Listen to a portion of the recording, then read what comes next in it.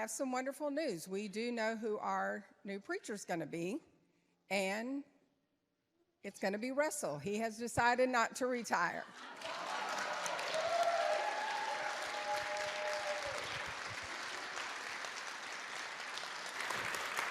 Just in case you will say something. Hold on to that. I feel like that owes you a little that announcement owes you a little word of explanation. So that's why I wanted you to be seated. I'll just take 2 or 3 minutes to offer what's going on here. I will tell you truthfully, as we went through the last 2 years, I began to think, how is it that what can I do to offer leadership post-pandemic? How do you navigate a church after this?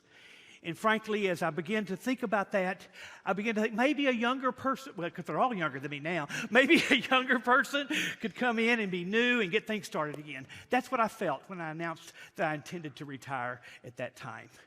And over time, though, I began to reflect on what that meant after I'd already made that announcement.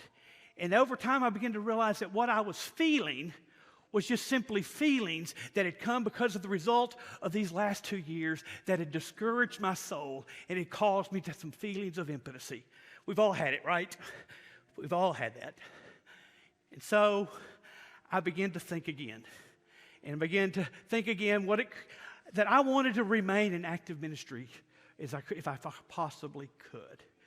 And so in that considerations of doing that, I simply began to that process of wondering how that might work. And as I began to think about that, my imagination it was energized again. Ideas of what we can do began to plant themselves in my soul.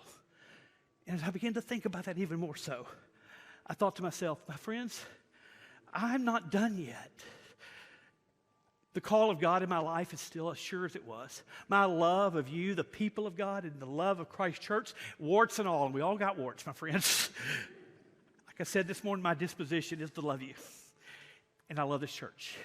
So I had to simply ask for a reconsideration of my request to retire that had already been approved. I've been consulted with our district superintendent, Laura Merrill. It was discussed at the cabinet. It was discussed with our church council chair, Randy Reese, Sandy Munzingo, the entire staff parish relationship team. And they were very affirming and very open to this idea. And so then I did put a request in to rescind my retirement. It began at the end of June. I heard on Tuesday that had been approved by the Board of Ordained Ministry. Shortly after I heard that, Bishop Snazy said, "You want to serve a church?" He goes, "I got one for you." So he said, I was commissioned to come back here and serve you for the next appointment year at First Methodist Pflugerville.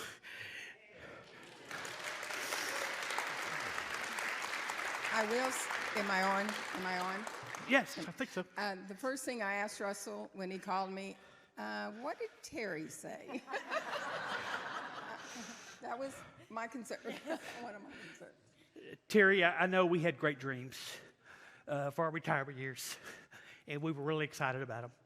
I really love you, and thank you for delaying those for a short while longer. And no one knows but you and me, or I, how much you've loved and supported me in all my ministry. And how I appreciate your affirmation of this decision. Thank you, and I love you for that. My benediction is simply this. Thank you, and I love you. Let's go serve Christ well. Amen.